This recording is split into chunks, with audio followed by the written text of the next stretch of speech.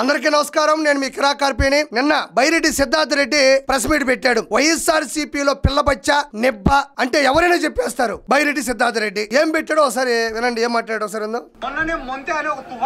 మొంతే కాదు, మొంతా కాదు, మొంతా తుఫాన్. నీకు నోరు తిరగదు. చిన్నప్పుడు చదువుకోమని పలకా బలపించి పంపిస్తే పలకలు అమ్మేసుకుని బలపాలు తినేసి పుస్తకాలతో రాకెట్లు వేస్తే ఎట్టుంటది? ఇట్టే ఉంటది. మొంతే కాదు, మొంతా. మొన్ననే మొంతే అనే ఒక తుఫాన్ వచ్చింది. చంద్రబాబు నాయుడు గారు చాలా చాకచక్యంగా వ్యవహరించి వర్షపాతాన్ని తగ్గించి తుఫాన్ని వేరే దారిలో పంపించినాడు.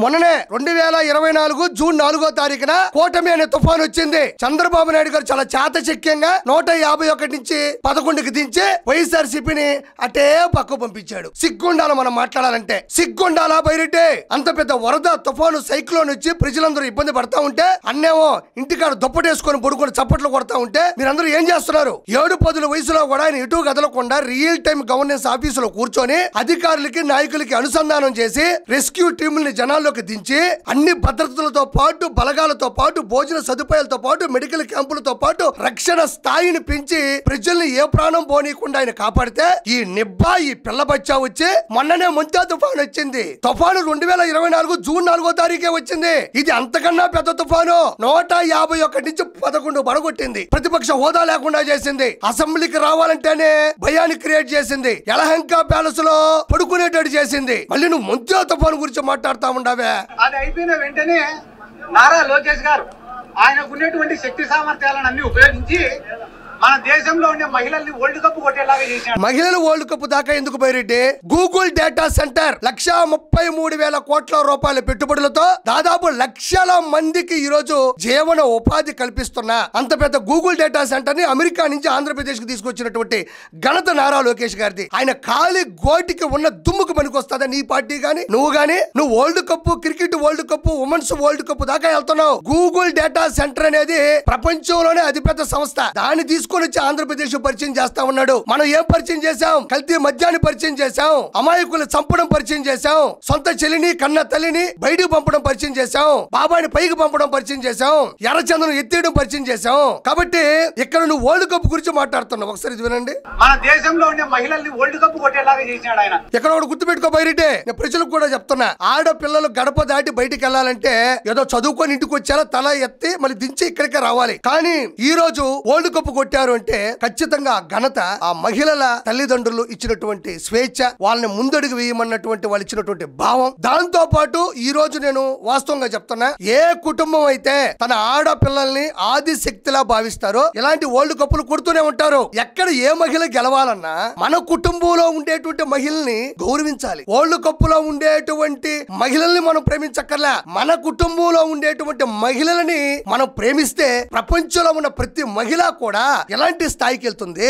ఈ రోజు అదే సొంత చెల్లి కన్న తల్లిని రోడ్డు మీద పడేసినటువంటి ఒక వ్యక్తికి సంబంధించినటువంటి క్యాండిడేట్ నువ్వు. అతను తన కుటుంబంలో ఉండే ఆడవాళ్ళకి న్యాయం చేయలేడు. ఈయన వరల్డ్ కప్ గురించి మాట్లాడుతా ఉన్నాడు. మీ కుటుంబంలో ఉండే ఆడవాళ్ళ దగ్గరే మీకు విలువ లేదు. మీ కుటుంబంలో ఉండే ఆడవాళ్ళనే మీరు గౌరవించరు. అయితే ఇక్కడ ఒక మాట మాట్లాడాలి బైరెడ్డి. మహిళలు వరల్డ్ కప్ గెలిచారు ప్రపంచ వ్యాప్తంగా, చాలా సంతోషంగా ఉంది. 11 మంది ఉంటారు. మనకే భగవంతుడు 11 ఇచ్చాడు కదా. పులివెందుల, రాజంపేట, బద్వేలు, పొంగనూరు, తంబాలపల్లి, దర్శి, ఎర్రగొండపాలెం, ఆలూరు, మంత్రాలయం, పాడేరు, వరకు 11 ఇచ్చాడు కదా. ఏం మీరు టీం ఫామ్ చేసుకోలేరా? మీకు సిగ్గు లేదా? ఆడవాళ్ళు బయటికి వెళ్ళి ప్రపంచ కప్పు కొట్టుకొని వస్తే మీకు భగవంతుడు 11 ఇచ్చాడు కదా. మీరు త్వరగా ఒక ఫామ్ చేయండి. జగన్ జనతా గ్యారేజ్ అని ఒక టీం పెట్టండి. జనతా గ్యారేజ్ ఎందుకు పెట్టారంటే మనకి సినిమాలో ఉంటది, ఇక్కడ అన్ని రిపేర్లు చేయబడును అని. చాలా రిపేర్లు ఉన్నాయి మనకి. ఎందుకు ఓడిపోయామో, ఎందుకు కోల్పోయామో, ఎందుకు ఎగిరిపోయామో, బోల్టులు బాగా లూజ్ అయిపోయి ఉన్నాయి. జగన్ జనతా గ్యారేజ్ అని పెట్టుకొని మొత్తం రిపేర్లు చేసుకోండి. నువ్వు బైరన్నర్ గా ఉండు. ఎందుకంటే నువ్వు అసలు నీకు సీట్ ఇవ్వలేదు, నువ్వు ముందుకు కూడా వచ్చేది లేదు. నువ్వు బైరన్నర్ కదా బైరెడ్డి. ఎవరన్నా కొడితే నువ్వు పరిగెత్తు. నువ్వు కొట్టలే, నువ్వు కొట్టకూడదు, నేను కొట్టనీరు. ఎవరన్నా కొడితే నువ్వు పరిగెత్తు. బైరన్నర్ బైరెడ్డి. నువ్వు నీ నిబ్బా మాటలు, నీ పిల్ల చేష్టాలు, నువ్వు కామెంట్లు, షేర్లు, లైకులు, సబ్స్క్రైబర్లు చేపించుకొని పేపర్ మీద ఎవడో 4 డైలాగులు రాసిస్తే ఇక్కడికొచ్చి పిల్లా బచ్చ మాటలు మాట్లాడతావు నువ్వు.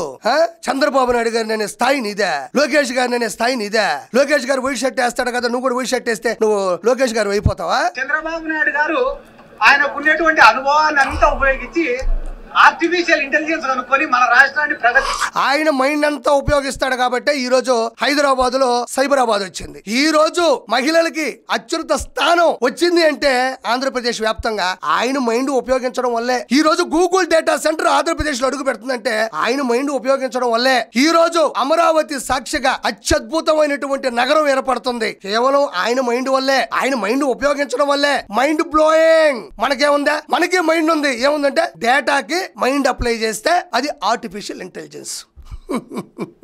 ప్రపంచవ్యాప్తంగా గూగుల్ డేటా సెంటర్ రావడం అన్ని దేశాలు ఎలా అయితే చూస్తున్నాయో ఈ జోక్ను కూడా ప్రపంచవ్యాప్తంగా విని నవ్వుకుంటున్నారు. డేటాకి మైండ్ అప్లై చేస్తే అది ఆర్టిఫిషియల్ ఇంటెలిజెన్స్ అంట. మరి మీకున్నాయా లేవో మైండ్లు నాకు తెలియదు కానీ అప్లై చేయండి ఒకసారి చూద్దాం. ఆర్టిఫిషియల్ ఇంటెలిజెన్స్ అనేది వస్తాదా రాదా ఒకసారి పెట్టి చూడండి. పిల్లబచ్చా నేను ఒకటే చెప్పుకుంటున్నాను నీతో, మహిళల్ని గౌరవించగలిగిన వాళ్ళే మహిళా క్రికెట్ గురించి మాట్లాడాలి. కాబట్టి మనకంత స్థాయి లేదు, స్థానం లేదు, హోదా లేదు. కాబట్టి చంద్రబాబు నాయుడు గారు, నారా లోకేష్ గారు కంటి మీద కునుకు లేకుండా పరిశ్రమలు తీసుకురావడానికి పద్ధతిగా అమరావతి స్థాయిని పెంచడానికి ముందుకు వెళ్తున్నారు. Thank you so much.